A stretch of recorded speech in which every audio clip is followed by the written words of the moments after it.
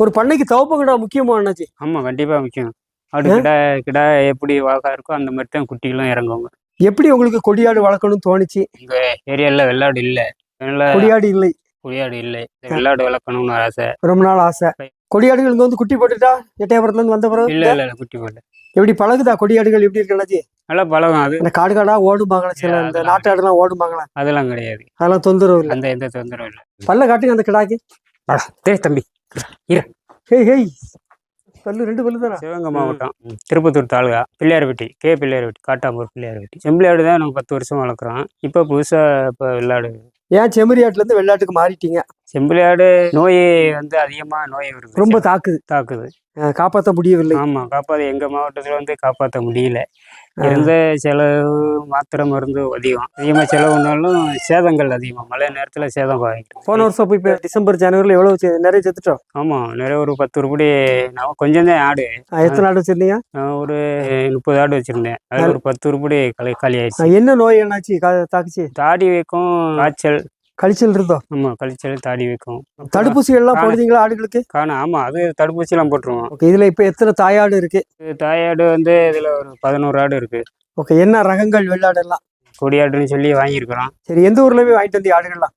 எட்டயபுரம், அதாவது பாவனை. பசுவந்தனை. கிடா எங்க உள்ளது? கிடா நம்ம வீட்டு ஆடுதான். வயசு என்னாச்சு இந்த கிடாவுக்கு? இப்போ 1 வயசு ஆகுது. உண்மையிலையா? ஆமா, 1 வயசு தானா? 1 வயசு தான், 1 வருஷம் தான் ஆகுது. அப்ப இப்போ இதுக்கு தவப்பு கூட நல்ல பெரிய கிடா இருந்தோம். எப்படி தெரியலையா? அது இருக்கு. அது இல்ல, இவ்வளவு 1 வருஷத்துல இவ்வளவு பெருசா வளர்ந்துருக்கலாம். ஆமா, அதனாலதான் ஆட்டுக்கு போட்டிருக்கோம்.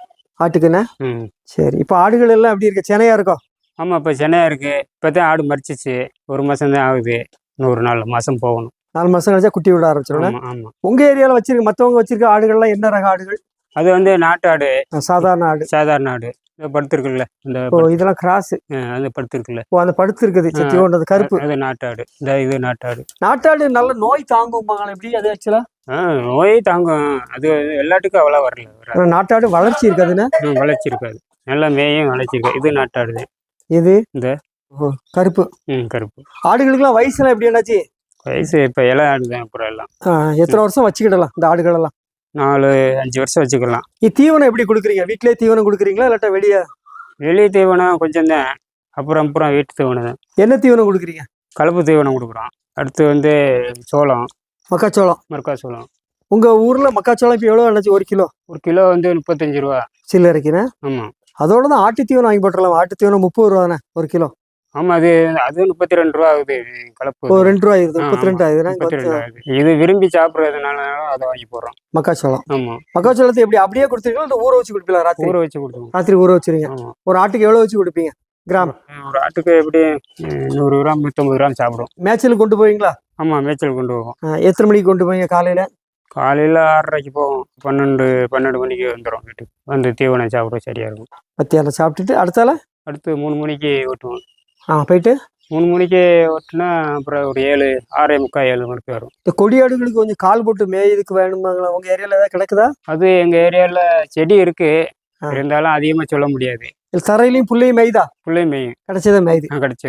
இது வந்து தீவனம் திங்கிறனால அவ்வளோ அதை விரும்பி சாப்பிடாதுங்க. நாட்டாடுனா ஏரி செடியில மேயும், விரும்பி சாப்பிடும். இது தீவனம் சாப்பிட்றதுனால அவ்வளோ ஏரி சாப்பிடும். நீங்க மத்தியானம் தீவனம் கொடுக்க கூடாது, ராத்திரி கொடுக்கணும். மத்தியானம் ஏரி சாப்பிடாது. ஏன்னா மாடு கரையும் போயிடும். நம்ம அதுக்காக தானே பாக்குறோம். அதாவது பொதுவாகவே தீவனம் சாப்பிட்டுச்சுன்னா காலையிலையும் சாப்பிடாது. நம்மளா வழி கட்டாம சாப்பிட வச்சாதான், எட்டி போட்டாதான் சாப்பிடுங்க. இதுனா நம்ம பத்தி கொண்டு விட்டா போதும். நாட்டாடு. ஆமா, பொழுதுறையும் வேகமா சாப்பிடுங்க. ஆனா அது சின்னதெல்லாம் இருக்குன்னு, அது பெருசா இருக்குன்னு. பால் நல்லா இருக்கும். நல்ல பால் ஆடு. பால் இருக்கும் 2 குட்டிக்கும். 2 குட்டி பால் கொடுக்கும். 2 குட்டி ஆடு. கொடியாடுகள் இங்க வந்து குட்டி போட்டுட்டா எட்டயபுரத்துல இருந்து வந்த பிறகு? இல்ல குட்டி போடல. இன்னும் குட்டி போடவில்லை. எப்படி பழகுதா கொடியாடுகள்? எப்படி இருக்கு? நல்லா பழகும். அது நம்ம வச்சுக்கிற பழகும். நல்லா அதெல்லாம் சொல்றதெல்லாம் நல்லா கேட்குங்க. ஒன்றும் பிரச்சனை இல்லை. பிரச்சனை இல்லை. இந்த காடு காடா ஓடுமாங்களா? சில இந்த நாட்டாடுலாம் ஓடுமாங்களா? அதெல்லாம் கிடையாது. அதெல்லாம் தொந்தரவு இல்லை. அந்த எந்த தொந்தரவும் இல்லை. அதோட அன்பா இருந்தோம்னா அதுவும் நல்லா நம்ம பின்னாடியே நல்ல பிரச்சனை இல்லை. பின்னாடியே அது தொட்டு வரும். நம்ம அதை தேடி நம்ம போக வேண்டியதில்லை. நம்ம பின்னாடியே அது வரும். உங்க பின்னாலே வந்துடும். எங்க பின்னாலே வரும். நம்ம எடுத்துக்கிட்டு போனோம்னா அது பாட்டு. அதுதான் கொடியாடுல ஸ்பெஷல். ஆமா. நாட்டாடுனா சிலதெல்லாம் காடு காடா ஓடி பின்னாடி நம்ம ஓடணும். செடியில போய் நின்றுக்கிட்டு வராதுங்க. இது பாசத்துக்கு இதுனா ஒரு இடத்துக்கு கொண்டு விட்டோம்னா மேயே வெட்டி போட்டா திங்க.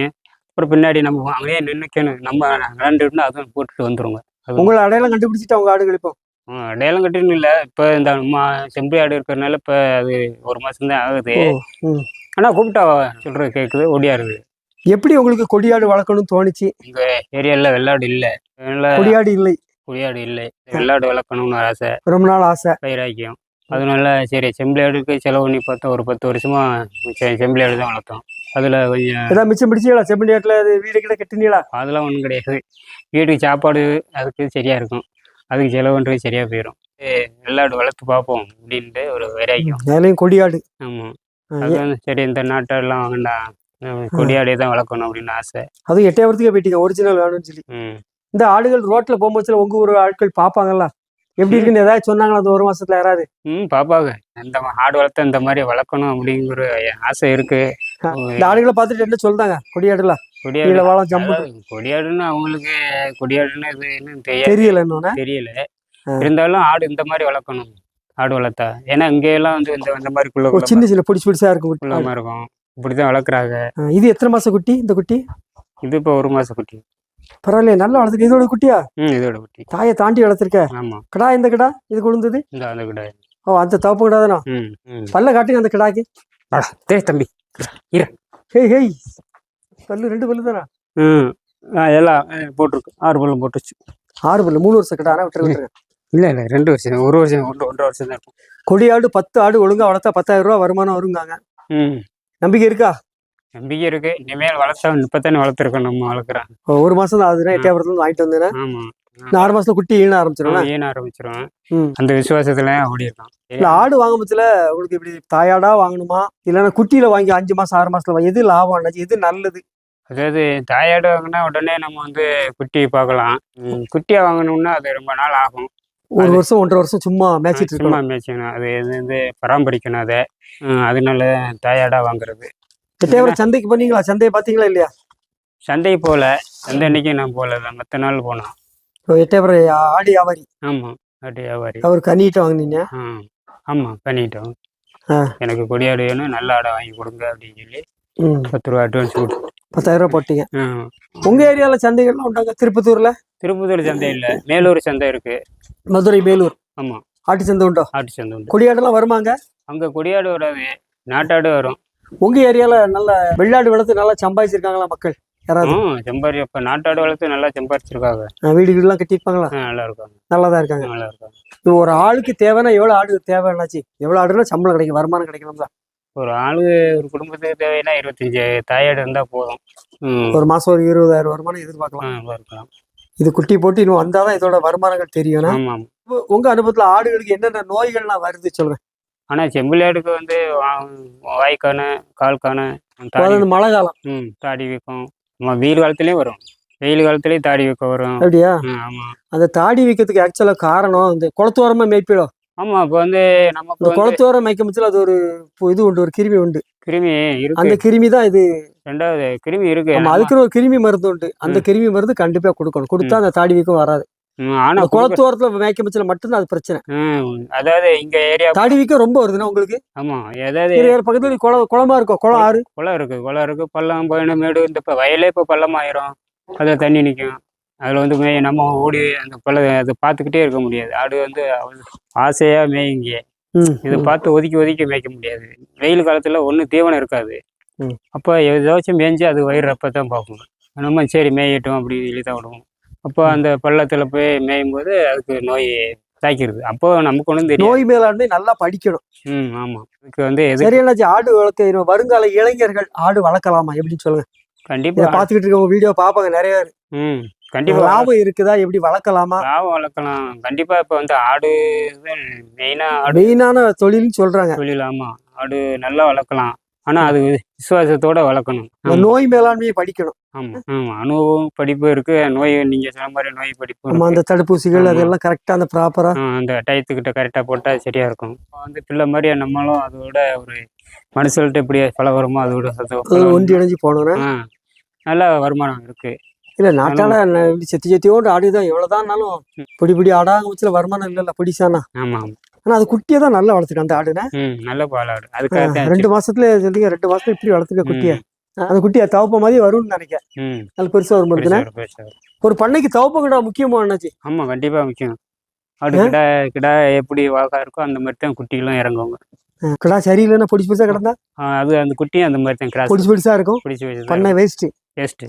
கண்டிப்பா வர வழியில பார்த்தோம்ல ஒருத்தர் தவப்ப கிடா வச்சிருந்தாருல, நல்ல கிடா. உங்க ஏரியால நல்ல தவப்ப கிடா போட்டிருப்பாங்கன்னா எல்லாருமே? இருக்கும். ஆனா அது நாட்டு கிடா தான் இருக்கும். எல்லாரும் அந்த மாதிரி வைக்க மாட்டாங்க. சரி ஏதோ ஒரு கிடா இருந்தா போதும் அப்படின்ட்டு வைக்கணும். தவப்ப கிடா ரொம்ப முக்கியம். கிடா சரியில்லைன்னா பண்ணை கிழனிக்கு போயிடும். ஆமா குட்டி எல்லாம் பொடிச்சு பொடிச்சா மாறிடும். பிடிச்சி வச்சா மாதிரி விலை போகாது. வளர்ப்பு வேஸ்ட். உங்க ஏரியால இந்த குட்டியோட விலை எவ்வளவு இருக்கும் அண்ணாச்சி? கிடா குட்டியா பெட்ட குட்டியா? இப்ப குட்டி ஒன்னு கிடா குட்டி, ஒன்னு பிறவை குட்டி. இது என்ன குட்டி? இது எவ்வளவு ரேட்டு? இது கிடா குட்டி எவ்வளவு இருக்கும் இன்னைக்கு உள்ள மதிப்பு? இன்னைக்கு உள்ள மதிப்பு இது 8 ரூபா இருக்கும். ஒரு 7 ரூபா 8 ரூபா. ஆமா. ஆனா வளரும்னா இது வளரும். தாராளமா கொடுக்கலாம் காசு. இப்ப இந்த கொடியாடுல இருந்து குட்டி இறங்குதுன்னு வச்சுக்கலாம், உங்க பக்கத்தோடு யாரும் கேட்டா கொடுக்கலாமா? கொடுக்கலாம். நல்ல ரேட்டு வந்தா கொடுக்கலாம். கொடுக்குற பத்தி ஒண்ணு இல்லை. வளர்க்கத்தானே நம்ம எல்லாரும் ஆசை. நம்ம வளர்க்க ஆசைப்படுற மாதிரி அவங்களும் ஆசைப்படுவாங்க. அதனால கொடுக்கலாம். கொடுக்குற பத்தி ஒண்ணு இல்லை. கொடுக்குதானே வச்சிருக்கீங்க. அந்த ரேட்டு வாங்க மாட்டாங்க, கேட்க மாட்டாங்க. உங்க ஏரியால ரேட்டு குறவு, எட்டே வர மாதிரி இல்ல? இல்ல என்ன இந்த ரேட்டு சொல்றீங்க அப்படின்பாங்க. ஆனா நமக்கு தெரியும் இந்த ரேட்டு கொடுத்தா அது இந்த ரேட்டு போகும் அப்படின்னு. இப்போ 40 கிலோ இருக்கும், 35,000 ரூபா கரெக்டா கிடாய்க்கு 35,000 கரெக்டா கொடுக்கலாம். ஆமா. உங்க ஏரியால வாங்குவாங்களா? வாங்க மாட்டாங்க. எவ்வளவு கேட்பாங்க? இப்போ கேட்டாங்கன்னா 20 ரூபாய்க்கு மேல போக மாட்டாங்க. அப்படியா? 25 ரூபாய்க்கு குறைச்சி கொடுத்தாலே பெரிய நஷ்டம்ல. நஷ்டம் தான். இப்ப நானே சொல்றேனே, இப்ப இது 40 கிலோ இருக்கும், 35,000 ரூபா கரெக்டா கொடுக்கலாம், 30 ரூபா கரெக்டா கொடுக்கலாம். ஆமா, 8,000 வித்துரும். இந்த கடாய்கள் 30,000 வித்துரும். அதுக்குதான் சொல்றேன். நம்ம 30,000 சொன்னோம்னா வேண்டாம். ஆனா கம்மியா கொடுத்தா சந்தோஷமா வாங்குவாங்க. இந்த ஆடுகள்லாம் வெள்ளாடுகள் ஒரு குடும்பமா தான் வாழும். குடும்பமா படுத்து கிடக்கும், சொல்லிட்டு சண்டை போடுங்க. எப்படி இருக்காச்சு உங்ககிட்ட? ஒற்றுமையா தான் இருக்குதுங்க. இருந்தாலும் மேய்த்து படுத்த ஒரு பரஸ்பரம் ஒன்றும் அமைதியா போதும், அமைதியா வருதுங்க. ஒரு சில ஆடு பிடிக்காத ஆடு இது பண்ணுதுன்னா குத்துங்க. இனிமே வர்க்கம் வந்து இதோட தாயாடு அதே ஒரே வர்க்கமா இருக்கும். அப்ப பிரச்சனை வராது. அப்ப பிரச்சனை வராது. இப்ப இதுன்னா இப்ப அது தனியா வாங்கினது, இது தனியா வாங்கினது. அது விரட்டி இங்கேயும் குத்தும், அங்கேயும் மேயிற இடத்துலயும் குத்தி விடும். அப்படியா? ஆமா. அங்கேயும் இது கிட்டத்துல போனா அது திங்கிற இடத்துல போச்சுன்னா ஒரு ரெட்டு எதுக்கு வரக்கூடாது. யாரும் பக்கத்துல வரக்கூடாது. யாரும் பக்கத்துல வரக்கூடாது. அது கண்டாவே நம்ம அந்த மனுஷன் மாதிரியே ஒரு இதை கண்ட மாதிரியே பூரா பறந்து ஓடியாந்துருங்க. கொலையை திங்க மாட்டாதுங்க. எட்டயபுரம் ஆடுகள் எப்படி இருக்கு அண்ணாச்சி உங்களுக்கு? உங்க ஊர் ஆடுக்கும் எட்டயபுரம் ஆடுகளுக்கும் வித்தியாசங்கள் ஏதாவது தெரியுதா? இதுக்கு நீள உயரமா இருக்குல்ல? நீள உயரம் 2 ஆடு தான். அப்புறம் இந்த ஆடுலாம் நம்ம பக்கத்திலே இதே ஆடுகளாக இருக்குங்க. இந்த ஆடு இதெல்லாம் நம்ம பக்கத்திலே வாங்கலாம். என்ன உயரம் இல்லை. கொடியாடு நீட்டாக இருக்கும், கத்தி வாழை இருக்கும். அதில் ரெண்டு ஆடு தான் ஒழுங்கா. இது ஒன்று அது ஒன்று அது ஒன்று. இதுதான் கொடியாடுக்கு இருக்கும். புளியம்போர். இந்த கலர்களுக்கு மதிப்பு கூட. கலர் தான் வேணும். கலரு நீ சொன்ன மாதிரி கலர் தான் இது. அப்புறம் ஆடுலாம் குட்டதேன். கொடியாடுக்கு கண்டிப்பா தீவனம் கொடுக்கணும்னா ஒரு நேரம் கை தீவனம் ஏதாவது கொடுக்கணும். கண்டிப்பா தீவனம் கொடுத்து வெறும் மேய்ச்சல் போதாது, பத்தாது. ஆனா அதுக்கு தகுதி தீவனம் கொடுத்தாதான் நம்ம அதை பராமரிக்க முடியும். இல்லைன்னா தோல்விதான். ஆமா, தோல்விதான். இப்ப எல்லாரும் பரன் மாதிரி வந்துட்டாங்களா? நீங்க பரன் போடணுமா வருங்காலத்துல? ஆமா போடணும். இப்ப அதை ரெடி பண்ணிக்கிட்டு இருக்கிறேன். அப்படியா? இதுல போடத்தான் பரன் போடத்தான் இது பண்ணிக்கிட்டு இருக்கிறேன். செட்டு போடத்தான் இப்போ பேசியிருக்கேன். எல்லாம் பொருள்லாம் ரெடி பண்ணணும். பலகைக்கு பார்த்தா சொல்லி இருக்கிறேன். பலகைக்குன்னா? ஆமா.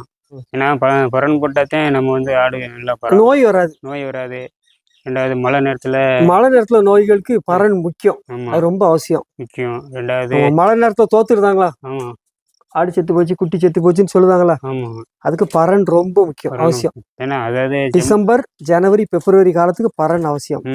வருங்காலத்துல பரன் போடணும். போன பிளாஸ்டிக்ல போடலாம் ஐடியா இருக்கலாம். மரத்துல பரன் மரத்துல தான் போடணும். மரம் தான் நல்லா சொல்றாங்க.